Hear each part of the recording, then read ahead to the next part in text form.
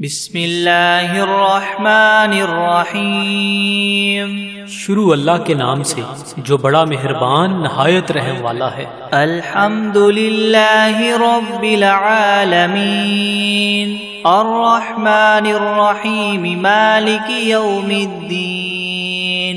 ایاک نعبد و ایاک نستعین اهدنا الصراط المستقيم صراط الذين أنعمت عليهم غير المغضوب عليهم ولا الضالين۔ سب تعریفیں اللہ ہی کے لیے ہیں جو تمام جہانوں کا پالنے والا ہے، جو بہت مہربان نہایت رحم کرنے والا ہے، جو بدلے کے دن قیامت کا مالک ہے۔ اے اللہ، ہم تیری ہی عبادت کرتے ہیں اور تجھ ہی سے مدد مانگتے ہیں۔ ہمیں سیدھا راستہ دکھا، ان لوگوں کا راستہ جن پر تو نے انعام فرمایا، نہ کہ ان کا جن پر تیرا غضب نازل ہوا، اور نہ ہی گمراہوں کا۔ بسم اللہ الرحمن الرحیم۔ شروع کرتا ہوں اللہ کے نام سے جو بڑا مہربان نہایت رحم والا ہے۔ الف لام میم ذالک الکتاب لا ریب فیہ ھدی للمتقین الذین یؤمنون بالغیب ویقیمون الصلاة ومما رزقناہم ينفقون والذین یؤمنون بما انزل الیک وما انزل من قبلک وبالآخرة هم یوقنون اولئک علی ھدی من ربہم واولئک هم المفلحون۔ الف لام میم، یہ کتاب ایسی ہے جس میں کوئی شبہ نہیں، راہ بتلانے والی ہے اللہ سے ڈرنے والوں کے لیے۔ وہ اللہ سے ڈرنے والے لوگ ایسے ہیں یقین لاتے ہیں چھپی ہوئی چیزوں پر اور قائم رکھتے ہیں نماز کو، اور جو کچھ دیا ہم نے ان کو اس میں سے خرچ کرتے ہیں۔ اور وہ لوگ ایسے ہیں کہ یقین رکھتے ہیں اس کتاب پر جو آپ کی طرف اتاری گئی ہے، اور ان کتابوں پر بھی جو آپ سے پہلے اتاری جا چکی ہیں، اور آخرت پر بھی وہ لوگ یقین رکھتے ہیں۔ بس یہ لوگ ہیں ٹھیک راہ پر جو ان کے پروردگار کی طرف سے ملی ہے، اور یہ لوگ ہیں پورے کامیاب۔ وَإِلَٰهُكُمْ إِلَٰهٌ وَاحِدٌ لَا إِلَٰهَ إِلَّا هُوَ الرَّحْمَٰنُ الرَّحِيمُ اللہ لا الہ الا هو الحی القیوم لا تأخذه سنة ولا نوم له ما في السماوات وما في الأرض من ذا الذي يشفع عنده إلا بإذنه يعلم ما بين أيديهم وما خلفهم ولا يحيطون بشيء من علمه إلا بما شاء وسع كرسيه السماوات والأرض ولا يؤوده حفظهما وهو العلي العظيم۔ اور ایسا معبود جو تم سب کے معبود بننے کا مستحق ہے، وہ تو ایک ہی معبود حقیقی ہے، اس کے سوا کوئی عبادت کے لائق نہیں۔ وہی رحمان ہے اور رحیم ہے۔ اللہ تعالیٰ ایسا ہے کہ اس کے سوا کوئی عبادت کے قابل نہیں، زندہ ہے، سنبھالنے والا ہے تمام عالم کا، نہ اس کو اونگ دبا سکتی ہے اور نہ ہی نیند۔ اسی کی مملوک ہیں سب، جو کچھ آسمانوں میں ہے اور جو کچھ زمین میں ہے۔ ایسا کون شخص ہے جو اس کے پاس کسی کی سفارش کر سکے بدون اس کی اجازت کے؟ وہ جانتا ہے ان کے تمام حاضر اور غائب حالات کو، اور وہ موجودات اس کے معلومات میں سے کسی چیز کو اپنے احاطہ علمی میں نہیں لا سکتے مگر جس قدر علم دینا وہی چاہے۔ اسی کی کرسی نے سب آسمانوں اور زمین کو اپنے اندر لے رکھا ہے، اور اللہ کو ان دونوں کی حفاظت کچھ گراں نہیں گزرتی، اور وہ عالی شان عظیم الشان ہے۔ لا اکراہ فی الدین قد تبین الرشد من الغی فمن یکفر بالطاغوت ویؤمن باللہ فقد استمسک بالعروة الوثقى لا انفصام لها واللہ سمیع علیم۔ اللہ ولی الذین آمنوا یخرجهم من الظلمات إلى النور والذین کفروا اولیاؤهم الطاغوت یخرجونهم من النور إلى الظلمات أولئك أصحاب النار هم فيها خالدون۔ للہ ما فی السماوات وما فی الارض وإن تبدوا ما فی انفسکم او تخفوه یحاسبکم به اللہ فیغفر لمن یشاء ویعذب من یشاء واللہ علی کل شیء قدیر۔ دین میں زبردستی نہیں، کیونکہ ہدایت یقیناً گمراہی سے ممتاز ہو چکی ہے۔ سو جو شخص شیطان سے بد اعتقاد اور اللہ تعالیٰ کے ساتھ خوش اعتقاد ہو، یعنی اسلام قبول کر لے، تو اس نے بڑا مضبوط حلقہ تھام لیا جس کو کسی طرح کی شکستگی نہیں، اور اللہ تعالیٰ خوب سننے والا، خوب جاننے والا ہے۔ اللہ تعالیٰ ساتھی ہے ان لوگوں کا جو ایمان لائے، ان کو کفر کی تاریخیوں سے نکال کر بچا کر نور اسلام کی طرف لاتا ہے، اور جو لوگ کافر ہیں ان کے ساتھی شیاطین ہیں، وہ ان کو نور اسلام سے نکال کر تاریخیوں کی طرف لے جاتے ہیں، اور ایسے لوگ دوزخ میں رہنے والے ہیں، یہ لوگ اس میں ہمیشہ ہمیشہ رہیں گے۔ اللہ ہی کی ملک ہیں سب، جو کچھ آسمانوں میں ہے اور جو کچھ زمین میں ہے، اور جو باتیں تمہارے نفسوں میں ہیں ان کو اگر تم ظاہر کرو گے یا پوشیدہ رکھو گے، حق تعالیٰ تم سے حساب لیں گے، پھر جس کے لیے منظور ہوگا بخش دیں گے، اور جس کو منظور ہوگا سزا دیں گے، اور اللہ تعالیٰ ہی ہر شے پر پوری پوری قدرت رکھنے والے ہیں۔ آمن الرسول بما انزل الیہ من ربہ والمؤمنون كل آمن باللہ وملائکتہ وکتبہ ورسلہ لا نفرق بین احد من رسلہ وقالوا سمعنا واطعنا غفرانک ربنا وإلیک المصیر۔ لا يكلف الله نفسا إلا وسعها لها ما كسبت وعليها ما اكتسبت ربنا لا تؤاخذنا إن نسينا أو أخطأنا ربنا ولا تحمل علينا إصرا كما حملته على الذين من قبلنا ربنا ولا تحملنا ما لا طاقة لنا به واعف عنا واغفر لنا وارحمنا أنت مولانا فانصرنا على القوم الكافرين۔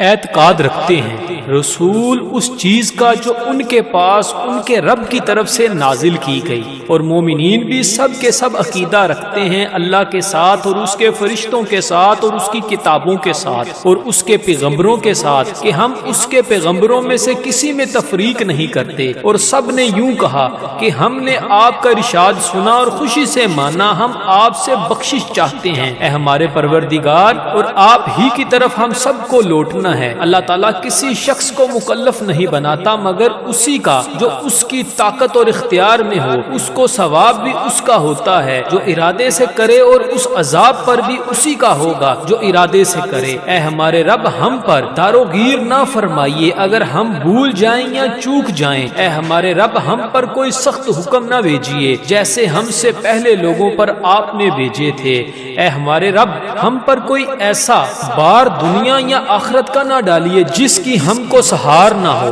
اور درگزر کیجیے ہم سے اور بخش دیجیے ہم کو، اور رحم کیجئے ہم پر، آپ ہمارے کار ساز ہیں، سو آپ ہم کو کافر لوگوں پر غالب کیجئے۔ شہد اللہ انہ لا الہ الا هو والملائکۃ واولو العلم قائما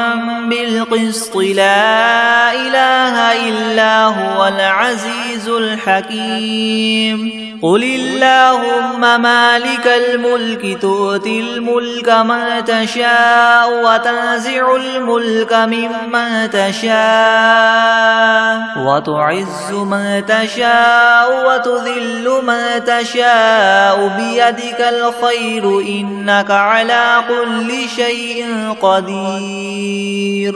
گواہی دی ہے اللہ تعالیٰ نے اس کی کہ بجز اس کے کوئی معبود ہونے کے لائق نہیں، اور فرشتوں نے بھی اور اہل علم نے بھی اور معبود بھی وہ اس شان کے ہیں کہ اعتدال کے ساتھ انتظام رکھنے والے ہیں، ان کے سوا کوئی معبود ہونے کے لائق نہیں، وہ زبردست ہیں، حکمت والے ہیں۔ اے محمد صلی اللہ علیہ وآلہ وسلم، آپ اللہ تعالیٰ سے یوں کہیے کہ اے اللہ مالک تمام ملک کے، آپ ملک جس کو چاہے دے دیتے ہیں اور جس سے چاہے ملک لے لیتے ہیں، اور جس کو آپ چاہیں غالب کر دیتے ہیں اور جس کو آپ چاہیں پست کر دیتے ہیں، آپ ہی کے اختیار میں ہے سب بلائی، بلا شبہ آپ ہر چیز پر پوری قدرت رکھنے والے ہیں۔ تولج اللیل فی النہار وتولج النہار فی اللیل وتخرج الحی من المیت وتخرج المیت من الحی وترزق من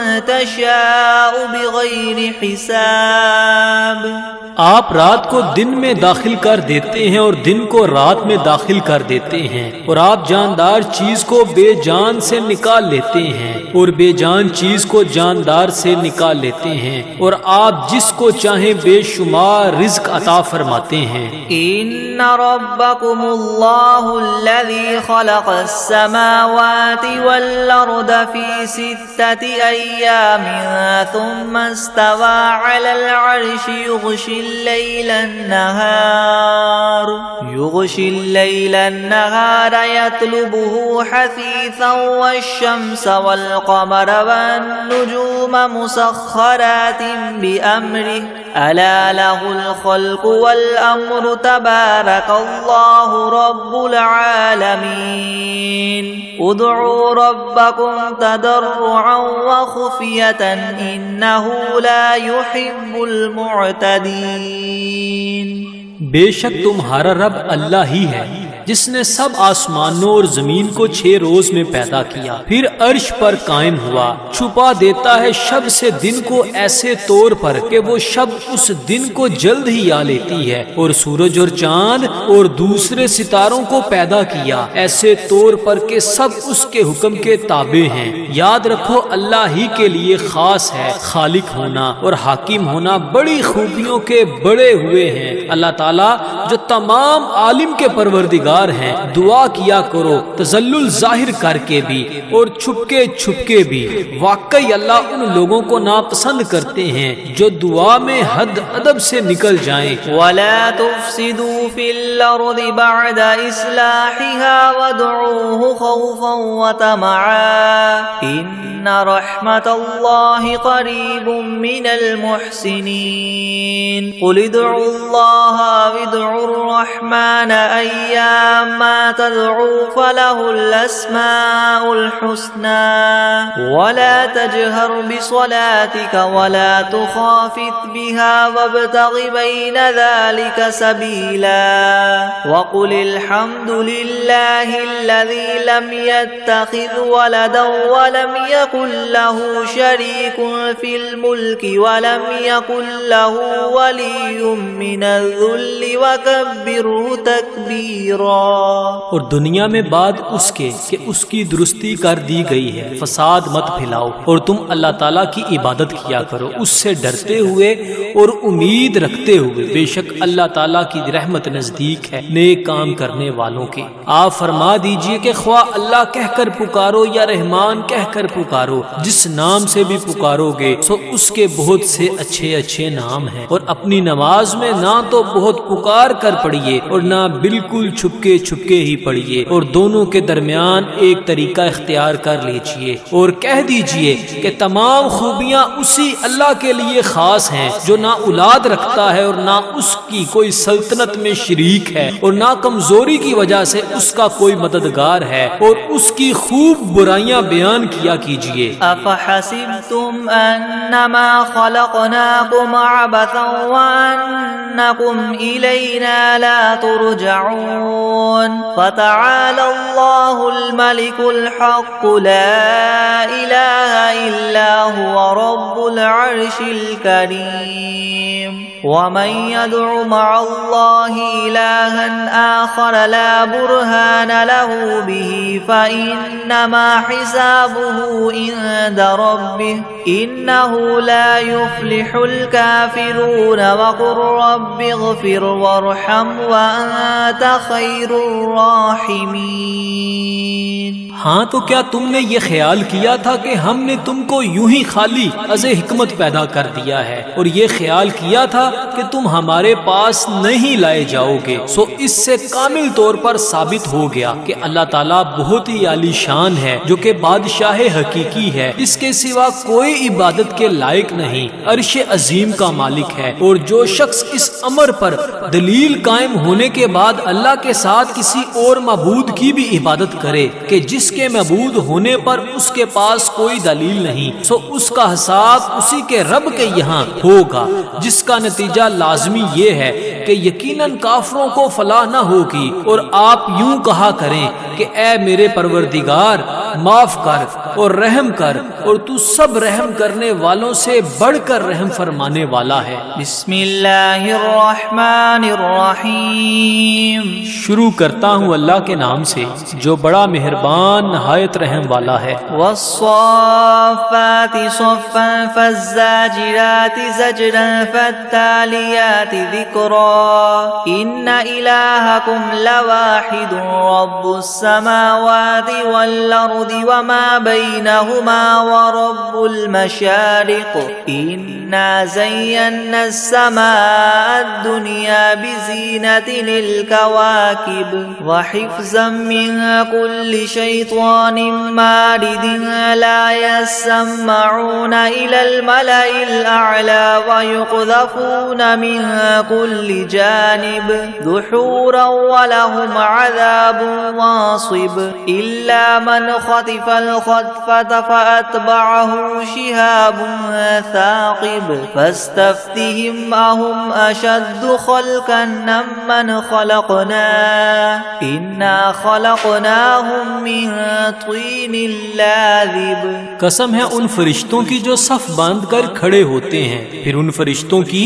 جو بندش کرنے والے ہوتے ہیں، پھر ان فرشتوں کی جو ذکر کی تلاوت کرنے والے ہیں کہ تمہارا معبود برحق ایک ہے، وہ پروردگار ہے آسمانوں اور زمین کا اور جو کچھ ان کے درمیان میں ہے، اور پروردگار ہے طلوع کرنے کے موقع کا۔ ہم نے رونق دی ہے اس طرف والے آسمان کو ایک عجیب آرائش یعنی ستاروں کے ساتھ، اور حفاظت بھی کی ہے ہر شریر شیاطین سے۔ وہ شیاطین عالم بالا کی طرف کان بھی نہیں لگا سکتے، اور وہ ہر طرف سے مار کر دھکے دیے جاتے ہیں، اور ان کے اس لیے دائمی عذاب ہوگا۔ مگر جو شیطان کچھ خبر لے کر بھی بھاگے تو ایک دہکتا ہوا شعلہ ان کے پیچھے لگا دیا گیا۔ تو آپ ان سے پوچھئے کہ یہ لوگ بناوٹ میں سخت ہیں یا ہماری پیدا کی ہوئی یہ چیزیں؟ ہم نے ان لوگوں کو چپکتی ہوئی مٹی سے پیدا کیا۔ یا معشر الجن والانس ان استطعتم ان تنفذوا من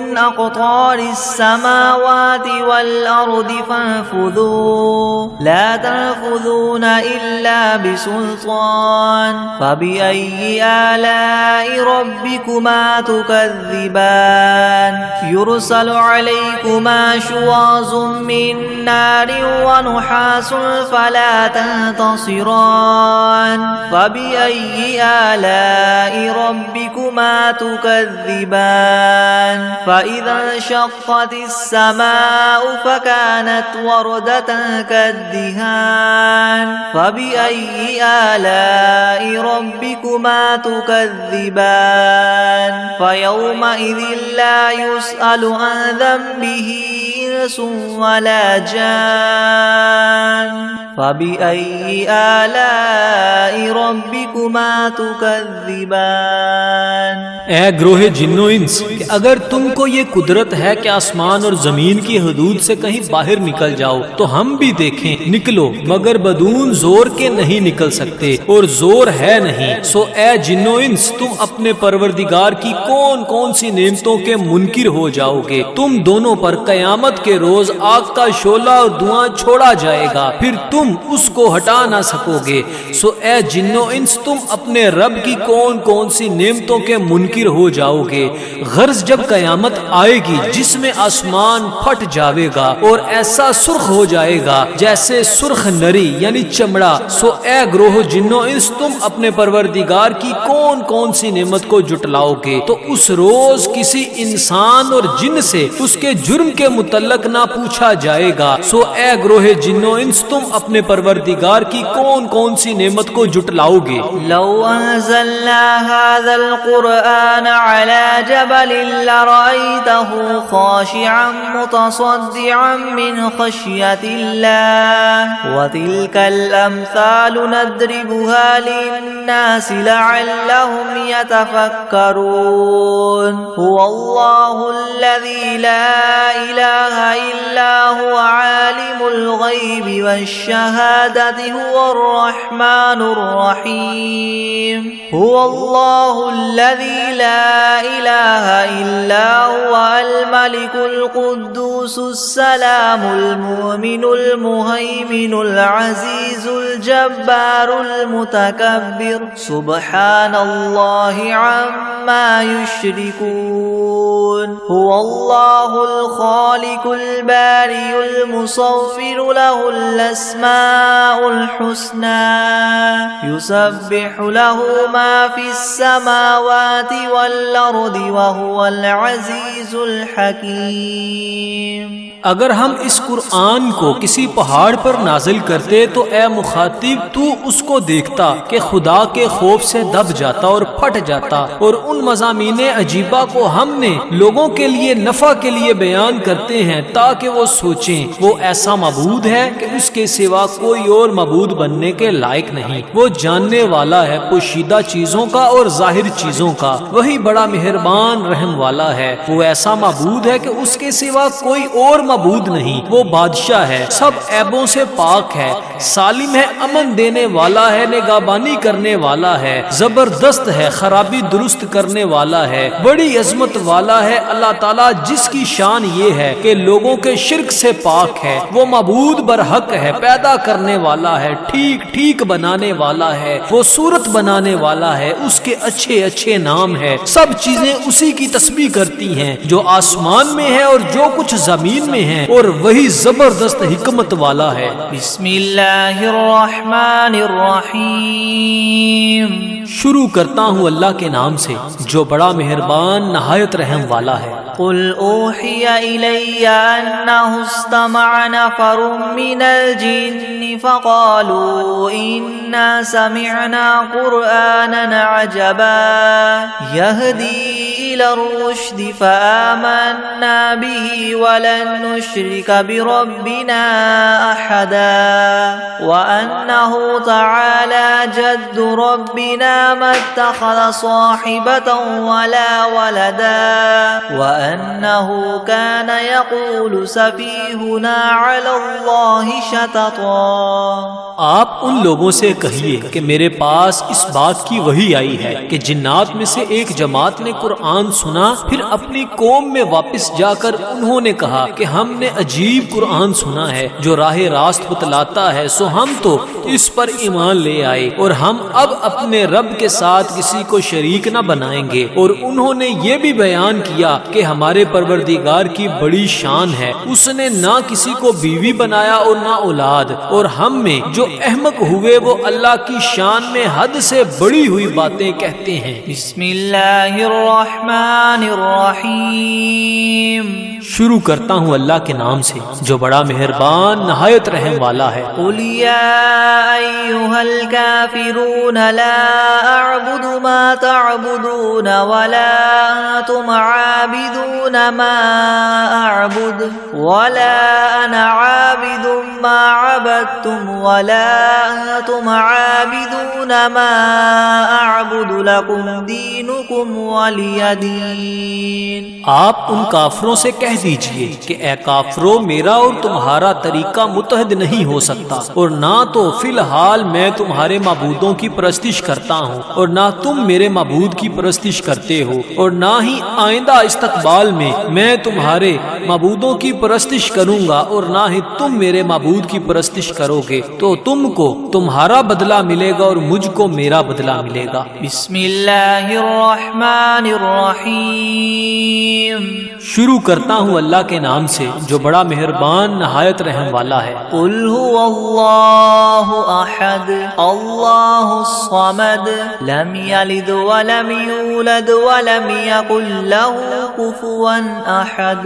آپ ان لوگوں سے کہہ دیجئے کہ وہ یعنی اللہ اپنے کمال ذات و صفات میں ایک ہے. اللہ ایسا بے نیاز ہے کہ وہ کسی کا محتاج نہیں اور اس کے سب محتاج ہیں. اس کے اولاد نہیں اور نہ وہ کسی کی اولاد ہے اور نہ کوئی اس کے برابر کا ہے. بسم اللہ الرحمن الرحیم. شروع کرتا ہوں اللہ کے نام سے جو بڑا مہربان نہایت رحم والا ہے. قل اعوذ برب الفلق من شر ما خلق ومن شر غاسق اذا وقب ومن شر النفاثات في العقد ومن شر حاسد اذا حسد. آپ کہیے کہ میں صبح کے مالک کی پناہ لیتا ہوں تمام مخلوقات کے شر سے اور بالخصوص اندھیری رات کے شر سے جب وہ رات آ جائے، اور گروہوں پر پڑھ پڑھ کر پھونکنے والیوں کے شر سے اور حسد کرنے والے کے شر سے جب وہ حسد کرنے لگے. بسم اللہ الرحمن الرحیم. شروع کرتا ہوں اللہ کے نام سے جو بڑا مہربان نہایت رحم والا ہے. قل اعوذ برب الناس ملک الناس الہ الناس من شر الوسواس الخناس الذي يوسوس في صدور الناس من الجنة والناس. آپ کہیے کہ میں آدمیوں کے مالک، آدمیوں کے بادشاہ، آدمیوں کے معبود کی پناہ لیتا ہوں وسوسہ ڈالنے والے، پیچھے ہٹ جانے والے شیطان کے شر سے جو لوگوں کے دلوں میں وسوسہ ڈالتا ہے، خواہ وسوسہ ڈالنے والا جن ہو یا آدمی ہو. بسم اللہ الرحمن الرحیم. شروع کرتا ہوں اللہ کے نام سے جو بڑا مہربان نہایت رحم والا ہے. اللہم صل علی سیدنا محمد وعلی آل سیدنا محمد صلاة تنجینا بها من جمیع الأهوال والآفات وتقضی لنا بها جمیع الحاجات وتطهرنا بها من جميع السيئات وترفعنا بها عندك أعلى الدرجات وتبلغنا بها أقصى الغايات من جميع الخيرات في الحياة وبعد الممات إنك مجيب الدعوات ورافع الدرجات ويا قاضي الحاجات ويا كافي المهمات ويا دافع البليات ويا حل المشكلات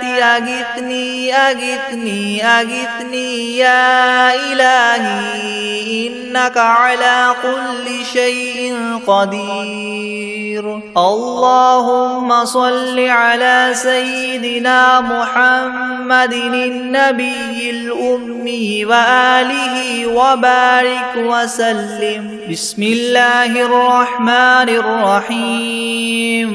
اللهم صل على محمد وعلى آل محمد كما صليت على إبراهيم وعلى آل إبراهيم إنك حميد مجيد. اللهم بارك على محمد وعلى آل محمد كما باركت على إبراهيم وعلى آل إبراهيم إنك حميد مجيد. بسم الله الرحمن الرحيم.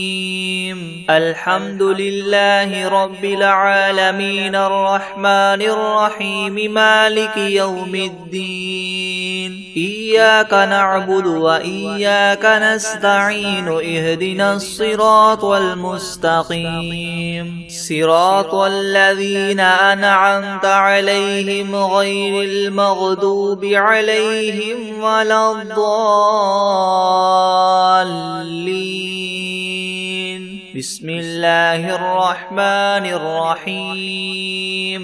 ألف لام ميم. ذلك الكتاب لا ريب فيه هدى للمتقين الذين يؤمنون بالغيب ويقيمون الصلاة ومما رزقناهم ينفقون والذين يؤمنون بما أنزل إليك وما أنزل من قبلك وبالآخرة هم يوقنون أولئك على هدى من ربهم وأولئك هم المفلحون. وإلهكم إله واحد لا إله إلا هو الرحمن الرحيم. الله لا إله إلا هو الحي القيوم لا تأخذه سنة ولا نوم له ما في السماوات وما في الأرض. من ذا الذي يشفع عنده إلا بإذنه يعلم ما بين أيديهم وما خلفهم ولا يحيطون بشيء من علمه إلا بما شاء. وسع كرسيه السماوات والأرض ولا يؤوده حفظهما وهو العلي العظيم. لا إكراه في الدين قد تبين الرشد من الغي. فمن يكفر بالطاغوت ويؤمن بالله فقد استمسك بالعروة الوثقى لا انفصام لها والله سميع عليم. الله ولي الذين آمنوا يخرجهم من الظلمات إلى النور والذين كفروا أولياؤهم الطاغوت يخرجونهم من النور إلى الظلمات أولئك أصحاب النار هم فيها خالدون. لله ما في السماوات وما في الأرض وإن تبدوا ما في أنفسكم أو تخفوه يحاسبكم به الله فيغفر لمن يشاء ويعذب من يشاء والله على كل شيء قدير. آمن الرسول بما أنزل إليه من ربه والمؤمنون كل آمن بالله وملائكته وكتبه ورسله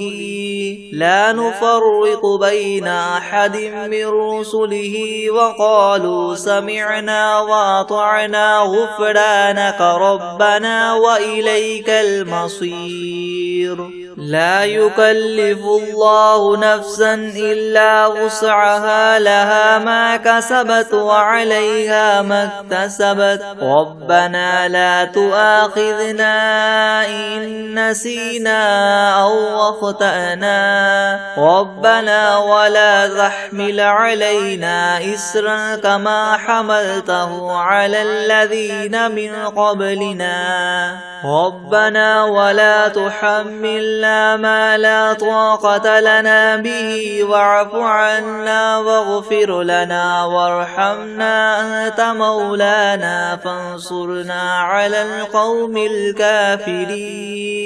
شهد الله أنه لا إله إلا هو والملائكة وأولو العلم قائما بالقسط لا إله إلا هو العزيز الحكيم قل اللهم مالك الملك تؤتي الملك من تشاء وتنزع الملك ممن تشاء وتعز من تشاء وتذل من تشاء بيدك الخير إنك على كل شيء قدير تولج الليل في النهار وتولج النهار في الليل وتخرج الحي من الميت وتخرج الميت من الحي وترزق من تشاء بغير حساب إن ربكم الله الذي خلق السماوات والأرض في 6 أيام ثم استوى على العرش يغشي الليل النهار يطلبه حثيثا والشمس والقمر والنجوم مسخرات بأمره ألا له الخلق والأمر تبارك الله رب العالمين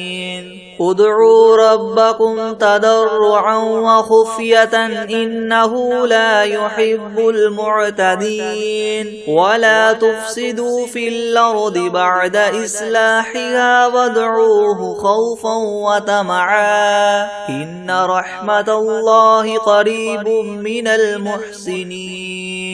قل ادعوا الله أو ادعوا الرحمن أيما تدعوا فله الأسماء الحسنى ولا تجهر بصلاتك ولا تخافت بها وابتغ بين ذلك سبيلا وقل الحمد لله الذي لم يتخذ ولدا ولم يكن له شريك في الملك ولم يكن له ولي من الذل وكبره تكبيرا أفحسبتم أنما خلقناكم عبثا وأنكم إلينا لا ترجعون فتعالى الله الملك الحق لا إله إلا هو رب العرش الكريم ومن يدع مع الله إلها آخر لا برهان له به فإنما حسابه عند ربه إنه لا يفلح الكافرون وقل رب اغفر وارحم وأنت خير الراحمين بسم الله الرحمن الرحيم والصافات صفا فالزاجرات زجرا فالتاليات ذكرا إن إلهكم لواحد رب السماوات والأرض وما بينهما ورب المشارق إنا زينا السماء الدنيا بزينة الكواكب وحفظا من كل شيطان مارد لا يسمعون إلى الملأ الأعلى ويقذفون من كل جانب دحورا ولهم عذاب واصب إلا من خطف الخطفة فأتبعه شهاب ثاقب فاستفتهم أهم أشد خلقا ممن خلقنا إنا خلقناهم من طين لاذب يا معشر الجن والإنس إن استطعتم أن تنفذوا من أقطار السماوات والأرض فانفذوا لا تنفذون إلا بسلطان فبأي آلاء ربكما تكذبان يرسل عليكما شواظ من نار ونحاس فلا تنتصران فبأي آلاء ربكما تكذبان فإذا انشقت السماء فكانت وردة كالدهان فبأي آلاء ربكما تكذبان فيومئذ لا يسأل عن ذنبه إنس ولا جان فبأي آلاء ربكما تكذبان لو أنزلنا هذا القرآن على جبل لرأيته خاشعا متصدعا من خشية الله وتلك الأمثال نضربها للناس لعلهم يتفكرون هو الله الذي لا إله إلا هو عالم الغيب والشهادة هو الرحمن الرحيم هو الله الذي لا إله إلا هو الملك القدوس السلام المؤمن المهيمن العزيز الجبار المتكبر سبحان الله عما يشركون هو الله الخالق البارئ المصور له الأسماء الحسنى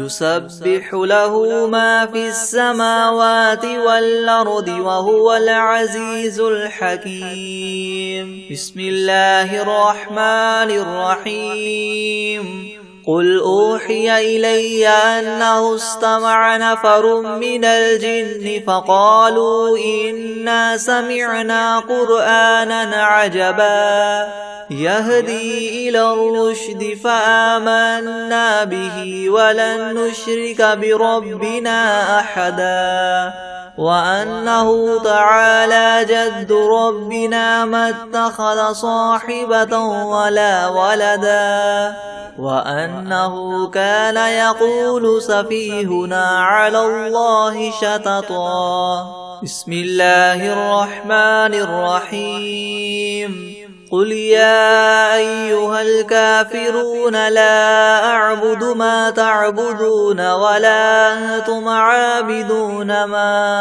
أعبد ولا أنا عابد ما عبدتم ولا أنتم عابدون ما أعبد لكم دينكم ولي دين بسم الله الرحمن الرحيم قل هو الله أحد الله الصمد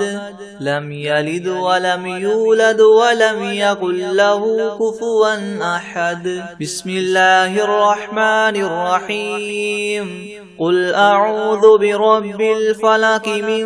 شر ما خلق ومن شر غاسق إذا وقب ومن شر النفاثات في العقد ومن شر حاسد إذا حسد بسم الله الرحمن الرحيم قل أعوذ برب الناس ملك الناس إله الناس من شر الوسواس الخناس الذي يوسوس في صدور الناس من الجنة والناس بسم الله الرحمن الرحيم الرحمن علم القرآن خلق الإنسان علمه البيان الشمس والقمر بحسبان والنجم والشجر يسجدان والسماء رفعها ووضع الميزان ألا تطغوا في الميزان وأقيموا الوزن بالقسط ولا تخسروا الميزان والأرض وضعها للأنام فيها فاكهة والنخل ذات الأكمام والحب ذو العصف والريحان فبأي آلاء ربكما تكذبان خلق الإنسان من صلصال كالفخار وخلق الجان من مارج من نار فبأي آلاء ربكما تكذبان رب المشرقين ورب المغربين فبأي آلاء ربكما تكذبان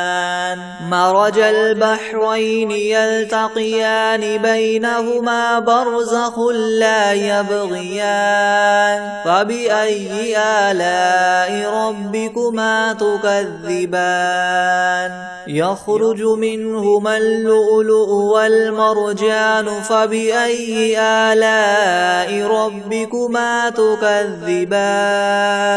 وله الجوار المنشآت في البحر كالأعلام فبأي آلاء ربكما تكذبان كل من عليها فان ويبقى وجه ربك ذو الجلال والإكرام فبأي آلاء ربكما تكذبان يسأله من في السماوات والأرض كل يوم هو في شأن فبأي آلاء ربكما تكذبان سنفرغ لكم أيها الثقلان فبأي آلاء ربكما تكذبان يا معشر الجن والإنس إن استطعتم أن تنفذوا من أقطار السماوات والأرض فانفذوا لا تنفذون إلا بسلطان فبأي آلاء ربكما تكذبان يرسل عليكما شواظ من نار ونحاس فلا تنتصران فبأي آلاء ربكما تكذبان فإذا انشقت السماء فكانت وردة كالدهان فبأي آلاء ربكما تكذبان فيومئذ لا يسأل عن ذنبه إنس ولا جان فبأي آلاء ربكما تكذبان يعرف المجرمون بسيماهم فيؤخذ بالنواصي والأقدام فبأي آلاء ربكما تكذبان هذه جهنم التي يكذب بها المجرمون يطوفون بينها وبين حميم آن فبأي آلاء ربكما تكذبان ولمن خاف مقام ربه جنتان فبأي آلاء ربكما تكذبان ذواتا أفنان فبأي آلاء ربكما تكذبان فيهما عينان تجريان الزوجان فبأي آلاء ربكما تكذبان فيهما من كل فاكهة زوجان فبأي آلاء ربكما تكذبان متكئين على فرش بطائنها من استبرق وجنى الجنتين دان فبأي آلاء ربكما تكذبان فيهن قاصرات الطرف لم يطمثهن إنس قبلهم ولا جان فبأي آلاء ربكما تكذبان كأنهن الياقوت والمرجان فبأي آلاء ربكما تكذبان هل جزاء الإحسان إلا الإحسان فبأي آلاء ربكما تكذبان ومن دونهما جنتان فبأي آلاء ربكما تكذبان مدهامتان فبأي آلاء ربكما تكذبان فيهما عينان نضاختان فبأي آلاء ربكما تكذبان فيهما فاكهة ونخل ورمان فبأي آلاء ربكما تكذبان فيهن خيرات حسان فبأي آلاء ربكما تكذبان حور مقصورات في الخيام فبأي آلاء ربكما تكذبان لم يطمثهن إنس قبلهم ولا جان فبأي آلاء ربكما تكذبان متكئين على رفرف خضر وعبقري حسان فبأي آلاء ربكما تكذبان تبارك اسم ربك ذي الجلال والإكرام بسم الله الرحمن الرحيم عما يتساءلون عن النبأ العظيم الذي هم فيه مختلفون كلا سيعلمون ثم كلا سيعلمون ألم نجعل الأرض مهادا والجبال أوتادا وخلقناكم أزواجا وجعلنا نومكم سباتا وجعلنا الليل لباسا وجعلنا النهار معاشا وبنينا فوقكم سبعا شدادا وجعلنا سراجا وهاجا وأنزلنا من المعصرات ماء ثجاجا لنخرج به حبا ونباتا وجنات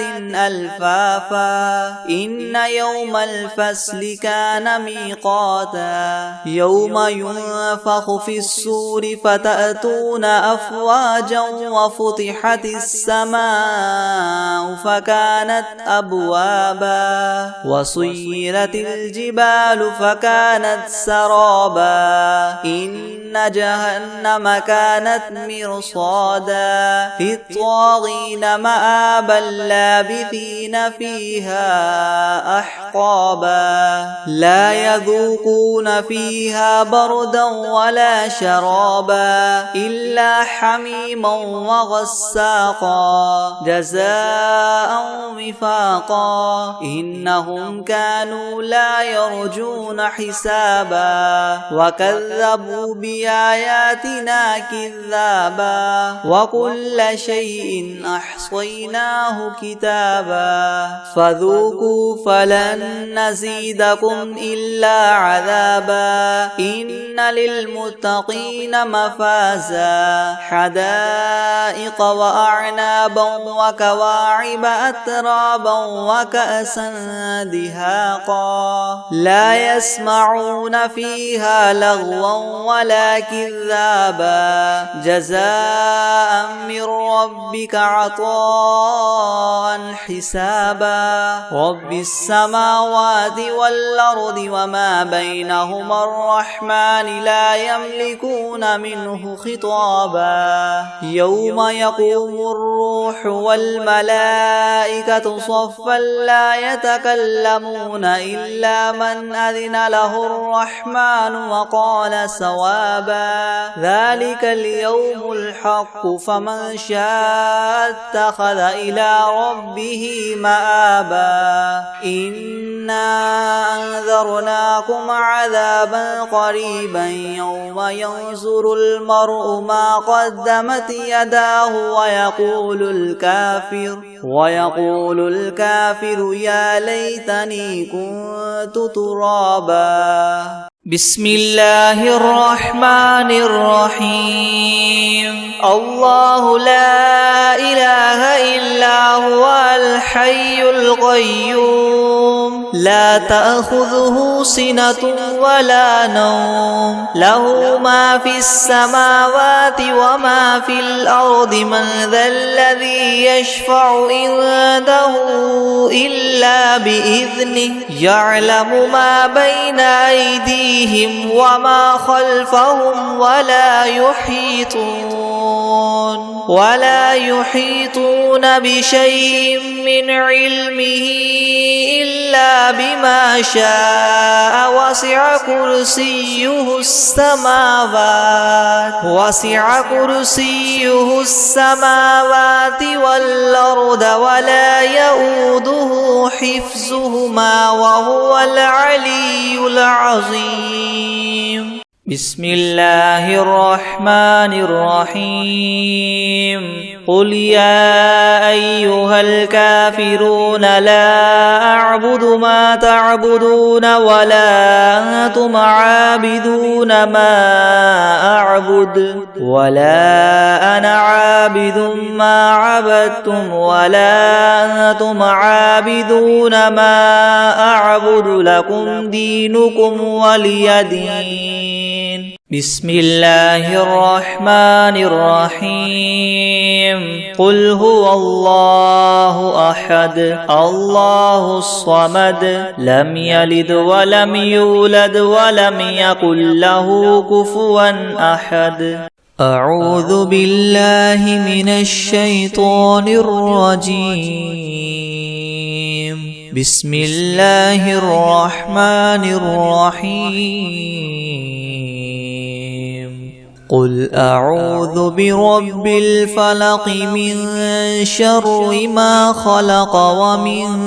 شر غاسق إذا وقب ومن شر النفاثات في العقد ومن شر حاسد إذا حسد بسم الله الرحمن الرحيم ألم نشرح لك صدرك ووضعنا عنك وزرك الذي أنقض ظهرك ورفعنا لك ذكرك فإن مع العسر يسرا إن مع العسر يسرا فإذا فرغت فانصب وإلى ربك فارغب بسم الله الرحمن الرحيم أرأيت الذي يكذب بالدين فذلك الذي يدع اليتيم ولا يحض على طعام المسكين فويل للمصلين الذين هم عن صلاتهم ساهون الذين هم يراءون ويمنعون الماعون